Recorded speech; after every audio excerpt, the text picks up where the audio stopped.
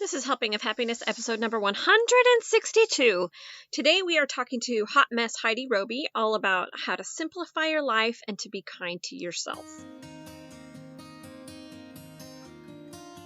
Hi, I'm Hillary Hess, and you're listening to Helping of Happiness. I am a crazy mom of 7 kids who loves to build memories through eating delicious family recipes and going on adventures with my family. On this podcast, you'll be introduced to light-filled people and ideas that inspire me to be a better mom and help me bring family closer together and closer to Jesus Christ. It truly is such a treat to have our friend Heidi Robey on with us today. But before we get to her talking all about how to simplify life, I wanted to talk very quickly about something that has really been helping me the last few months. I was in kind of a rut trying to do some things to just get my health back on track. I had some doctor's appointments and things that told me of some things that I needed to really work on personally. And I was talking to some friends about it, and they were having the same struggle. And they had just started this thing. I'm going to call it Tackle It Tuesdays, where every Tuesday they hold 100% to their goals and not worry about it the rest of the week. I mean, you try to do a good job, but just no guilt the rest of the week. Just tackle it 100% on Tuesdays. And so I joined with them, and this was before the holidays. And so we said, okay, I know eating healthy or exercising or meditating or whatever it is that, and we each had different goals. Whatever it is that you want to do for your body is always harder during the holidays, but we can do it on Tuesdays. And so we did, and it was been so freeing and so fantastic. And I just always felt like Tuesday was a success, and it made me want to do a little better the rest of the week. So because we have had so much success just on Tuesdays, I want to also start having my goals be on Thursdays. And then maybe as we go on and on after a few more months, maybe I'll add in Wednesdays and Mondays and Fridays and Saturdays and Sundays or whatever other days I want to add in. But it just gets me a little bit better than I would be before. So one day a week adds up through a whole year, right? So anyway, if that is helpful for you, I wanted to just share that little tidbit of success. And anyone can do it. You can do anything for a day. I know you can. So whether that be maybe you want to learn how to play the piano and you know you don't have a lot of time during the week, you can practice on Mondays, or maybe you want to do meditating, or you want to do yoga, or you have a certain way that you really need to start eating, or maybe exercise, you want to do something a little bit different. Whatever it is, read a book. I don't know. You can do it. And I hope that the rest of this episode helps you empower yourself and find ways to simplify and add in the things that really are most important to you.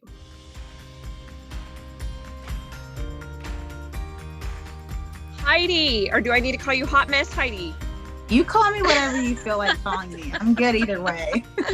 I respond to both. Hot Mess Heidi Robey on here today. I'm just so pumped. I've been following you, stalking you, whatever you call it on social media for a long time. So it's just so fun for me to actually talk to you and feel like we're meeting in person, even if it's over here on Zoom. So thanks so much for giving us some time. Oh my gosh. I'm so happy to be here, Hillary. Thank you for having me. I really appreciate it a lot. This is just such a treat. So tell us a little bit about your family, and then I want to hear all about all the other fun things that you are up to. Sure. Yeah. So I am a stay-at-home mom of 2 little boys, ages 4, almost 5, breaks my heart. And then 2. And we actually I haven't even announced the gender online. So if you're hearing this, you're hearing it first. We're having boy number 3 is coming in May. So that's exciting. I love it. I have 3 boys in a row and I love it. It's so fun. Yeah. So we're excited. Also still trying to process that information. I had them triple check. I was like, are you sure that's what you're saying? Can you just go around if you're like, we're pretty sure. It's a boy. Those boys are pretty obvious. So yeah. It's hard to see something that's not there. So anyway, yeah, it's a boy. My husband is in dental school, and he's been in school other than 1 quarter our whole entire marriage. We've been married for 7.5 years. And he's got about 1.5 years left of dental school. And then we're planning to pick up our family and move to Utah so that he can start his dental career there, and so that I can hopefully have more opportunities for my comedy and motivational speaking career. So that's exciting. Fun fact about me, my family, is that Grandpa Beck, who is the creator of Cover Your Assets and Skulking, is actually my dad. So if you look in the Skulking game. I love that. And I didn't even know that until after I invited you on, and then I was doing some more digging. I was going to ask him to be on my podcast. Like, he's on my list of people that I would love. I love Grandpa Pet games. We play them all the time. Yeah. So, okay. Tell me, which one is your favorite game? Because I really wonder. What do you? Oh gosh. I mean, I like all of them for different reasons, you know, or for like different groups of people. You know, if I'm playing with like my nieces and nephews, like to do Nuts About Nuts, that one's great with kids. It kind of plays similar to Uno. It's pretty simple. Yeah. We've got that one. Cover Your Assets is just like always fun though. It's just a classic, right? It's a classic. It's really good. Skull King is my favorite to show people just because all the pirate cards are actually my family members. And so no way. Yeah. So if you look at the card that's Juanita Jade, like the gypsy one with the little crystal ball, that's actually me. And then in the crystal ball, that's my husband. So no way. Okay. Yeah. I'm never going to look at that game the same. That is so fun. That's actually my favorite. Yeah. We've done, really? Oh, good. We probably played Cover Your Assets and Cover Your Kingdom the most, just because that's probably the easiest for the ages of our kids most of the time. Yeah. But I love Skulking. That one is just really fun, especially when the kids are cooperating. If they're trying to throw the game, then I get really mad because I'm like, oh, you stinkers. No, go. Well, I know my dad would love to come on your podcast sometime. And then if you like Cover Your Kingdom, my brother Jeff actually developed that one. And he lives in Utah, and he would love to come on your podcast too and chat about game development. And he's a popular photographer in Saratoga Springs. So yeah, they're both great people to contact. Okay, I'm gonna have to get in touch with all of them. Now I've got the in, since you're on here. You have the in. You officially do. Welcome to the Beck family. No, we love them so much, and I'll put some links to those games in the show notes too, because they're just so fun. Thanks. Everyone needs to have those. They're super fun. Awesome. Okay, so you're a comedian, which is amazing, and a young mom, and putting your husband through dental school and all of the things. How did this even happen? How did you become a comedian? Like, did you just want this your whole life? I need this story here. Yeah. So this has been a dream of mine for forever. If you had asked me when I was about 3 or 4 years old what I wanted to be when I grew up, I would have told you I wanted to be a movie star. I wanted to be an actress. It's what I wanted to do forever, like forever. But growing up to be a movie star doesn't exactly, you know, when you're trying to be a responsible adult, doesn't sound like a really smart plan or viable or anything like that. And also I grew up in South Seattle and kind of in an underserved community, and there really wasn't very good programs there. Like, honestly, the drama program was just a bunch of emo kids reading creepy poems. Like, it's like all that was offered. There was nothing available. And so I just didn't really have any opportunities growing up to pursue that. But it's just something that I always just felt aching at me. And I went to BYU, and my brother Jeff, the one who developed Cover Your Kingdom, was in Laugh Out Loud, their improv group. And I went with him several times, and I tried it, but improv is just not my thing. It's way too scary for me. Looking back, what I would have loved to have done was Divine Comedy, that became JK Studios, Studio C, because sketch comedy, writing comedy skits and acting is definitely where I feel most passionate. Anyway, long story short, I went through the motions of doing a lot of really mature grown-up things with my life. I got my bachelor's degree. I served a mission. I went to cosmetology school, got my cosmetics license. I became a flight attendant. I did that for 3 years. And then I got married, and I needed a way to support my family. So I quit flying and worked as a nanny so we could start our family. And since my husband was in school, it just like, I just always kind of was in this position of, I have to be the breadwinner. I can't just do what I want to do. Like, and I honestly, I kind of like just resented that a lot for a long time, and probably not a great sport about it. But I just had felt this aching, this pull that I needed to do this, that I just, Heavenly Father, that God, that He needed me to build a platform to, as embarrassing as this is to say out loud, to become kind of famous so that I could make a bigger difference in the world, so that I could have a greater reach and a greater voice. So in February of 2019, it'll be 2 years this next month, I did Anna McFarland. She is a social media trainer, and she was doing kind of a guinea pig group for TikTok. And I had thought TikTok was just kind of like this obnoxious app for teenagers who wanted attention, which frankly it is, but there was untapped potential there. And my sister told me about it. She does all the social media for Grandpa X Games. And she's like, Heidi, this sounds like what you've been talking about you want to do for forever.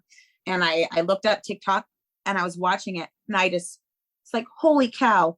For probably 4 years prior to that, I had been writing comedy in my phone all the time, every day, writing down comedy ideas, but there wasn't a platform for it. It was like short form comedy, not right for Instagram, not right for YouTube.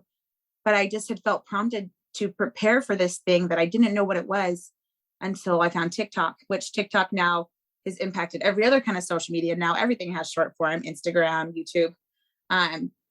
But it was amazing to me that I felt like God prepared me for this part of my life, even before that platform was available. So I started TikTok in February of 2019, kind of immediately went viral and started growing. And it's been a real journey ever since, kind of figuring out my comedic brand and figuring out how to balance my goals to do comedy, but also to be able to use that comedy and that platform to advocate for better mental health and to advocate for more self-kindness, especially among mothers and women. And I'm still figuring it out, but I think we always are, right? Because we always are. Our kids are always growing into new ages. We're going into new seasons and out of old seasons. And just once you kind of find that sweet spot, then everything changes again, or you move, or it's like, there's always something, right? Yeah. So I feel like I feel like I waited for forever saying like, oh, I'm not ready yet. But then finally it was like, I'm never going to be ready. Yeah.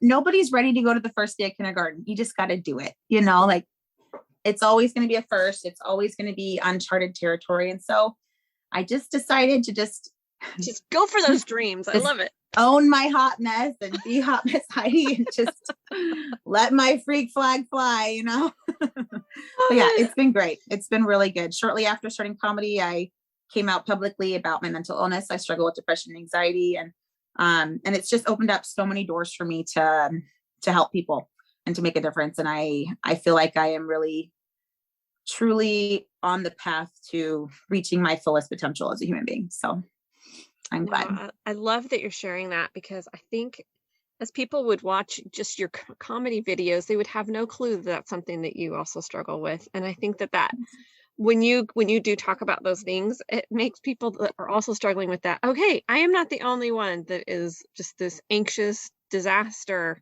You have people that are really successful and doing great things that are also fighting that battle all the time. So I love that you're sharing that. Thanks, Hillary. Thanks. I hope so too. I hope that that as I shared, that it is making a difference to people. And one of my biggest wins was after I came out publicly about my mental illness and about my story last year for Mental Health Awareness Week. I did a big IGTV series, just opening up, filleting myself, my full story. And someone reached out to me and said that she got her kitten to get some medication and some therapy because of what I had said. And like, to me, knowing that one person got help because I opened up the most vulnerable parts of my life, really, just knowing one person helped, it makes it all worth it. Well, and that just makes me think how many other people were affected by what you said, but don't actually send you a little message of how much it helped. I think that's really cool. I hope so.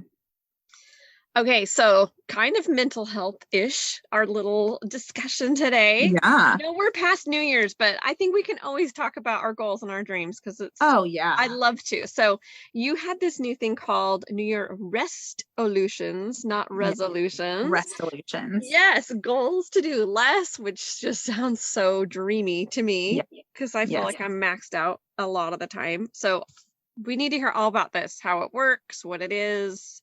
Sure. Yeah, absolutely. So a little background. In between Christmas and New Year's, I appeared on Good Things Utah. And they asked me to come on for their parenting segment and just share something about parenting. And I just felt really prompted that I needed to talk about setting New Year's resolutions from a place of self-kindness instead of from a place of self-criticism. And I was toying around with like different words, and then the word RESTolutions came to me, and it was like, oh my gosh, yes, RESTolutions. That needs to be a thing that everybody, like, I've never heard of make that. it a thing. Because I Let's made it have up. it be a thing. So that's why you never heard of it before. Is new, is brand new. Spread it like wildfire. RESTolutions. So simply put, resolutions are goals to do more. RESTolutions are goals to do less.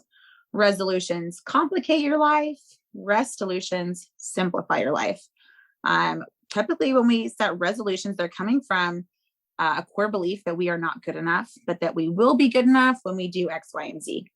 But a resolution comes from a core belief that we are already good enough, but that we can be even better. So it's just a much kinder way to approach setting goals for ourselves. I love it. I love it. Okay. So give me an example of how this has helped you in your life. Do you have like a little story that might go with this? For sure. Yeah, for sure. So I would say that the biggest way that this has helped me is with parenting. So as a stay-at-home mom whose husband's really busy with school and who is currently pursuing a career and trying to like keep up a social life and take care of my house and take care of my health, all the things. It's extremely overwhelming, and mom guilt is no joke. But the benefits of setting a RESTolution is that it frees up time and energy in your life for the things that are most important to you, for relationships, for fun, for relaxation, for hobbies, and for doing the work that's the most important to you. So how I've seen this with my parenting, I'll tell you a little bit later about my specific goals for parenting.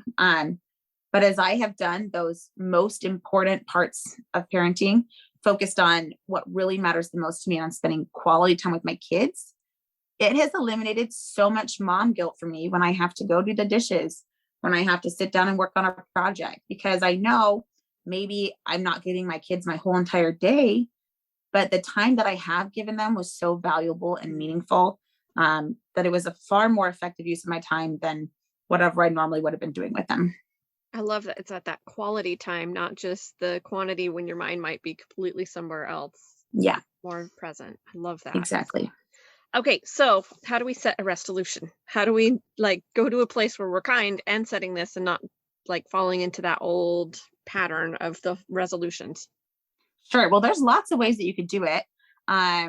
For example, you could just set some goals for some shortcuts in life you're going to take. Shortcuts meaning like paper plates, grocery pickup, delegating household responsibilities. You can also just physically schedule rest into your life, like write in your planner, 12 o'clock, eat lunch and watch The Bachelorette, do something for you. I love that. Or you can make a list of like the most important things in your life and then identify where the busy work is and just choose to like let go of that fluff. But if I was going to recommend one way more than any other, this is what I personally am doing, and it is making an immense difference in my life, is it's to apply the business principle called the Pareto principle, which is also known as the 80-20 rule. The 80-20 rule, simply put, suggests that 80% of our results in life come really down to the most vital 20% of our work. So that means that to apply that, you're going to choose in each category of your life the 20% of the most vital, important, effective things you could possibly be doing in that category of your life. And then this is where the self-kindness and the resolution comes in, is you are going to guilt-free let go of the other 80%. Let go of the busy work. Let go of the fluff, the things that are taking up your life, that are not really effective, that are not really fulfilling, that really are only giving you 20% of your success and taking up 80% of your life. Yeah, that is amazing. Okay, so tell me maybe some of the different roles that you're talking about and give me kind of some examples of things that would kind of fit in those different roles. Sure. Yeah. So to make this happen, I would really recommend making a list of all of the major roles or kind of goal categories in your life. For example, parenting, marriage, housework, mental health, physical health, your career, church, whatever kind of the big pillars of your life are. and then going through and choosing no more than 2, 3, at most 4 tasks for each one of those things kind of mini goals or kind of, I don't know, work assignments you need to do in each of those categories. And then giving yourself permission once you've done those things to not worry about the rest, to not feel guilty because you didn't do the rest.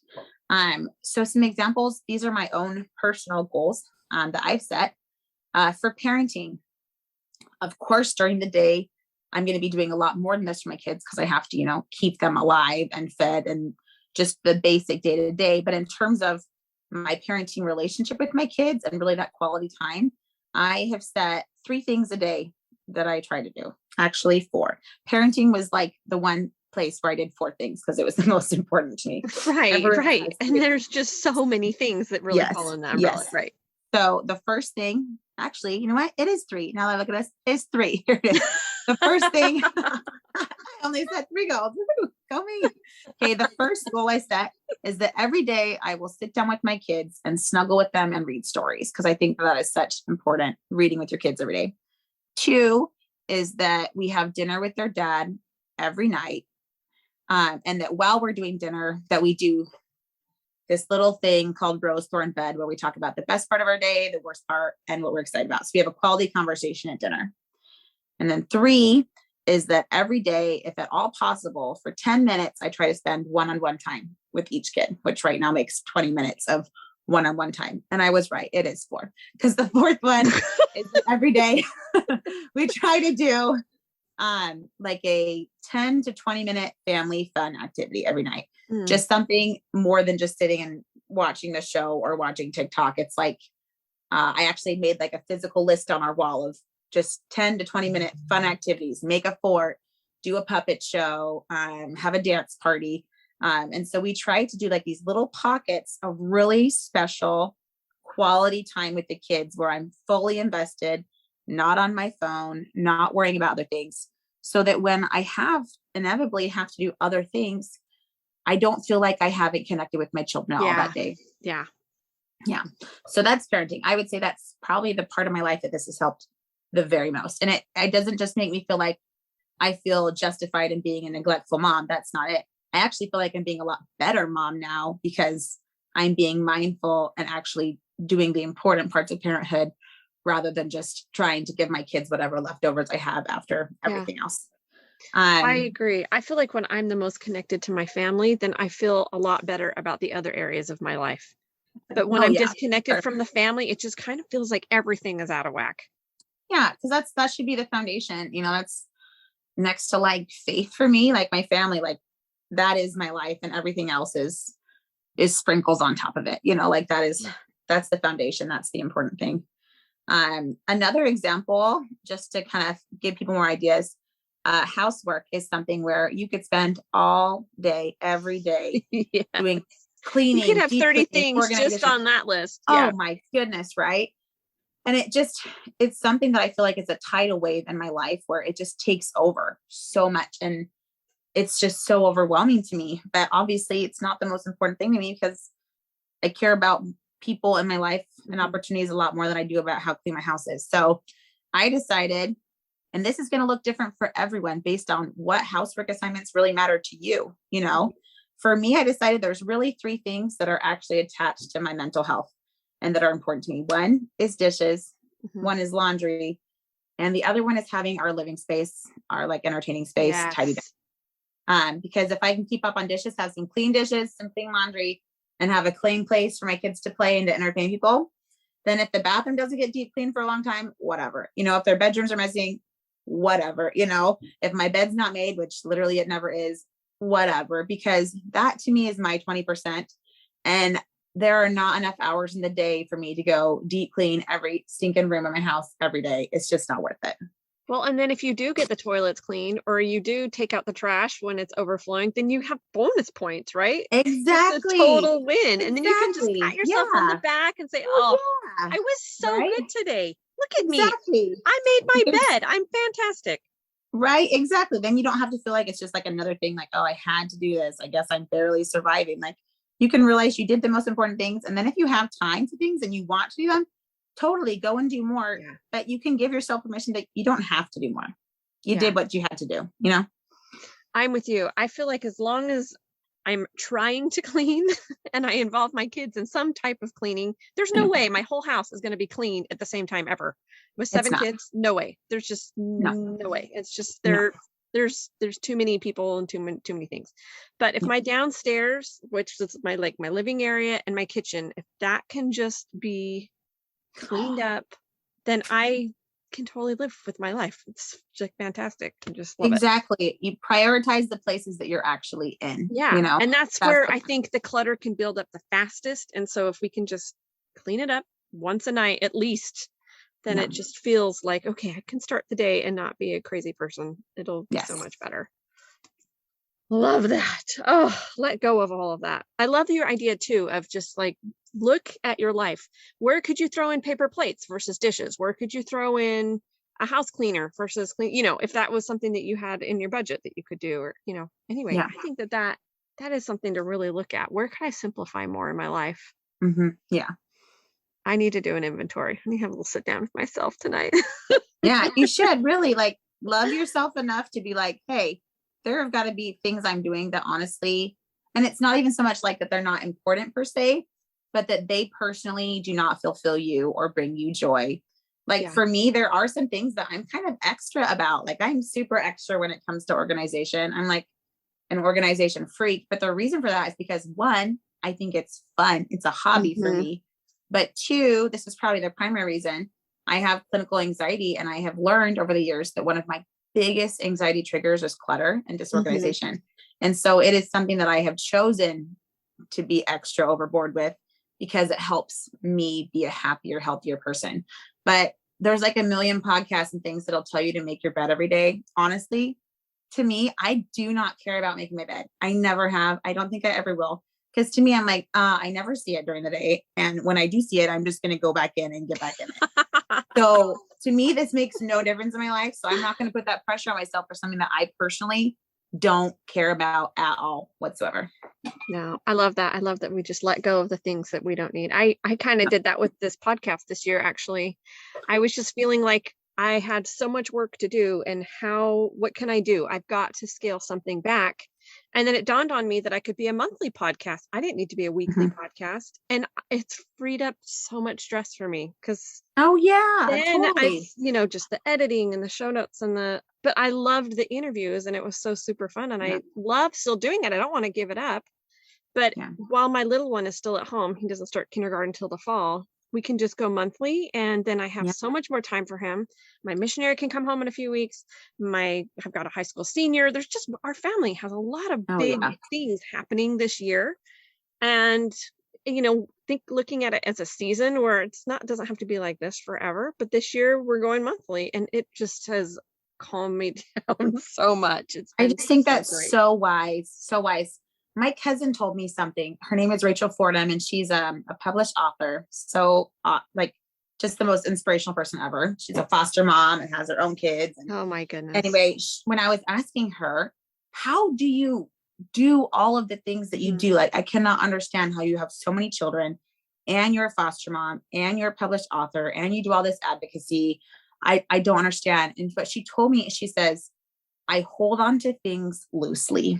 So she's like, one year when we had a foster daughter that was had a lot of extra needs, I didn't write for an entire year, and that was okay because my life ebbs and flows, and there are seasons. There are times when you can work on things, and times when you can't. And if you hold on to things so tightly, one, they can take over your life, but then two, it really takes the joy out of them because then it feels like this is not my passion project. This is not something I'm doing to fulfill me, but it becomes something that you have to do and something that wears you down. So hold on to things loosely. I think of that all the time.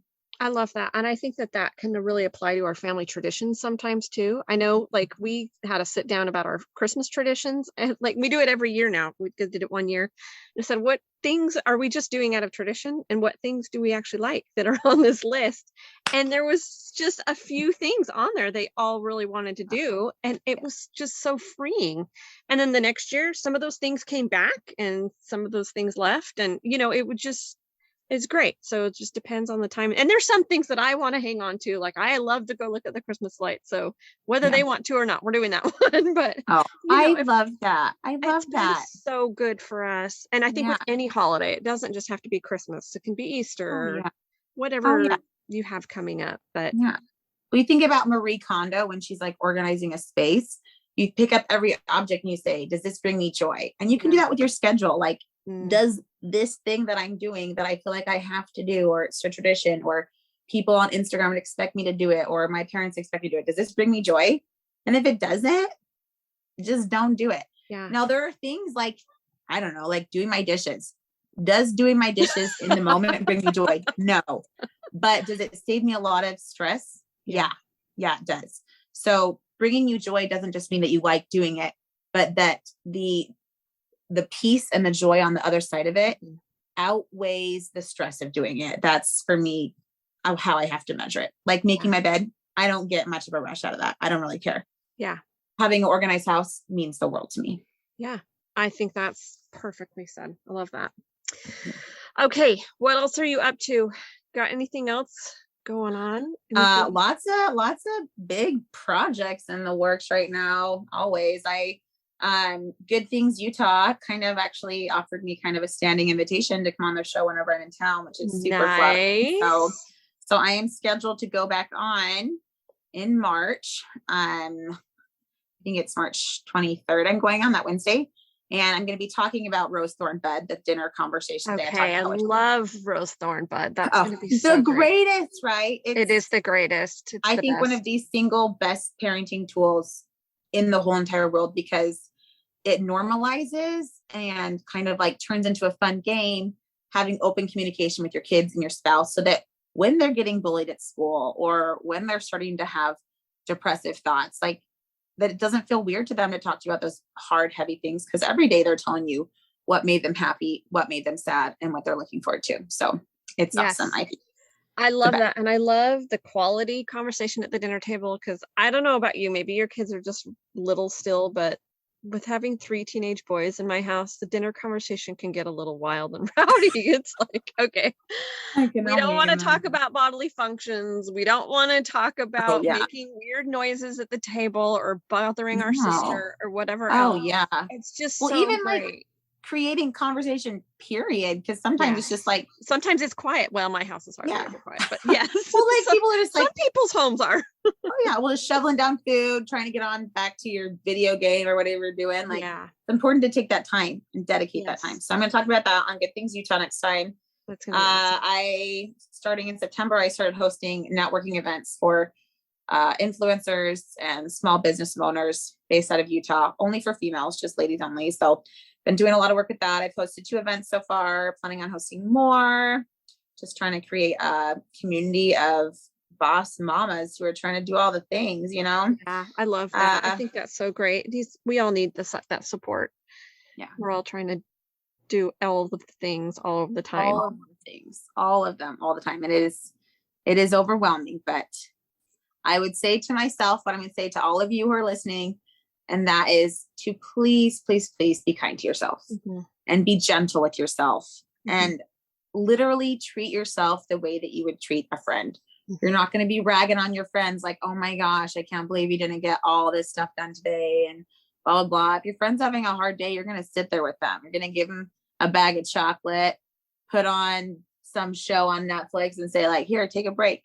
And you need to advocate for yourself too. It's important and it's okay. And it's needed to do the same kind things for yourself that you would do for someone else. That is the biggest message that I love from your Instagram. And that's what I take away the most. And that's why I wanted you on here, because I think it's so important. And we do just beat ourselves up sometimes. And for what? There's none of those thoughts are going to serve you. Yeah. I love this. Okay. Where can we find you? We got to tell everybody where you're at, where they can watch your fun things and your mental health stuff that I wish we could talk for another hour and get into all of that. Gosh. Thank you. My main, aka most successful platform is definitely TikTok. Not to toot my own horn, but I passed 500,000 followers back in December, which was a really big deal. So amazing. I'm so happy for you. That is really exciting.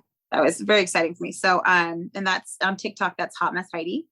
And then on Instagram, which is probably where most of you who are listening are going to look me up, it's Hot Mess Heidi Robey, Robey at the end.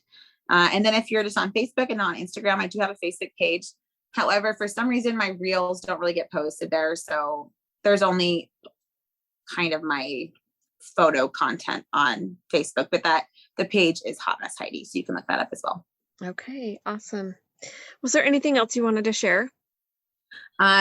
Just like I said, just be kind to yourself. You're already enough. You're already good enough. You don't have to prove it to anyone. Just be nice to yourself. You deserve it. You know, I'm sending you a big hug.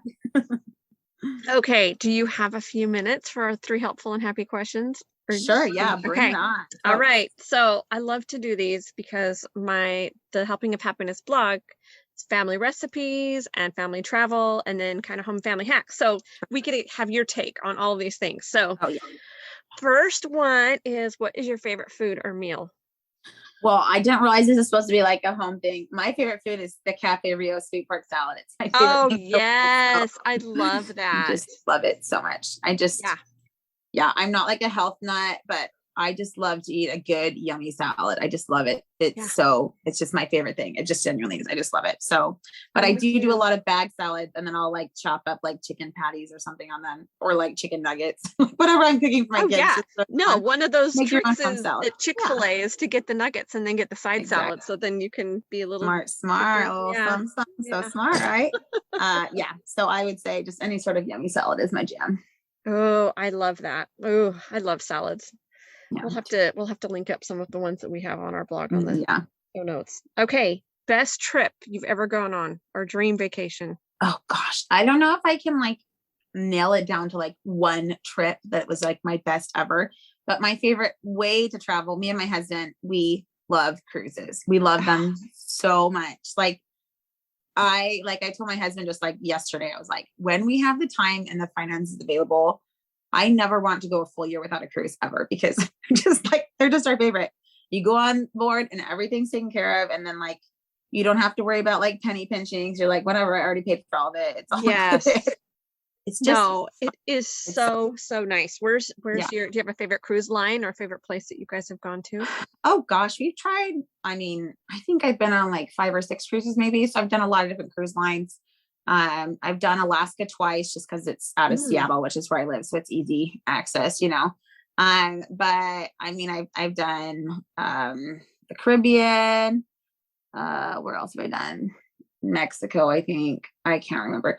One that I actually really loved is you can get repositioning cruises for pretty darn cheap, where they just move you from one place to the other. And there's not really even any stops. It's just so you can play on the cruise ship, which is all we care about anyway. I've never even heard about this before. Yeah. So my husband and I, for our baby moon with our first kid, this was, I mean, this doesn't seem like it was like a big deal vacation, but for me, it was just so special because it was just so me, you know, like, even though it wasn't like this mind-blowing vacation. So we took a cruise from Vancouver, BC down to LA. So for like 3 nights, we were just on the ship, just playing, having fun. They dropped us off in LA. And then we spent a few days in LA, we did a studio tour. Fun. For me, who is obsessed with film and has always dreamed of being an actress and a comedian, like getting to like be on a film sets, like that's like my new favorite thing in the whole world. Is I want to see all the film sets and like all the behind the scenes, because that to me is like the most magical thing in the whole world. That is super cool. Oh, I love how you tailor it to you too. That makes it even more special. Yeah. So fun. Okay, last one. Do you have a home or family hack for us? I mean, you kind of gave us a lot, really. Sure. I would say one of my favorite hacks, you know, I was going to give you like a meal prepping hack, which is just that I meal prep breakfast foods like pancakes and French toast, like mass quantities of them. And then I freeze them. But I just thought of something that I think is even better. And this is a hack for if you have a kid, or multiple in my case, who take forever eating dinner and don't want to do it, and then it drags on for 5 years, is I will get storybooks and I will read 1 page every time they take a bite. And then if they want me to turn the page and keep reading, they have to take another bite. And I mean, my kid will finish his dinner in 5 minutes flat just because he wants to listen. So, and then when you do bedtime, your stories are already done. You already did it. So You've already read. Faster. got your kid to eat, bada bing, bada boom. That is a really good hack. I'm really glad you brought that up. I think we're going to Yeah. start using that one. Yeah. Oh, thank you. Oh, Heidi, this has just been such a treat all around. I could just talk to you all day. I just love it. Hillary, you are just a gem, and I am excited to connect with you again in the future. I think you're just so cute. It's going to be so fun. Thank you, Heidi. You're welcome. You have a great day. Thank you so much for listening today. I was so excited to hear that Heidi's favorite food was salads that I got 25 of our favorite salad recipes together for you, and it's called our salad index, and I put it in our resource library. And our resource library is completely free. If you are a subscriber to our newsletter, then you get the password to get into that library. So if you're not getting our newsletter, well, you should sign right up, because you can access our library, which has so many different things like our cookie catalogs, our Thanksgiving dinner recipes, our Christmas stuff, our Easter things, any of our chore charts or free printables that we have. We just throw in that library so it's a little bit more organized for you to just access anytime. Also, we send you, just little updates every so often. It's not always weekly. Sometimes it's more monthly in the newsletter of just kind of things that might be happening with Helping of Happiness that you might be interested in or might be helpful for you and your family. So just go to our show notes and you can find the link for that. And come see us at helpingofhappiness.com for any recipe ideas that you might want, or travel tips, or home hacks, and of course where it houses our podcast archives. So we just are so grateful for your support and that you stick with us every month. Have a great, great day.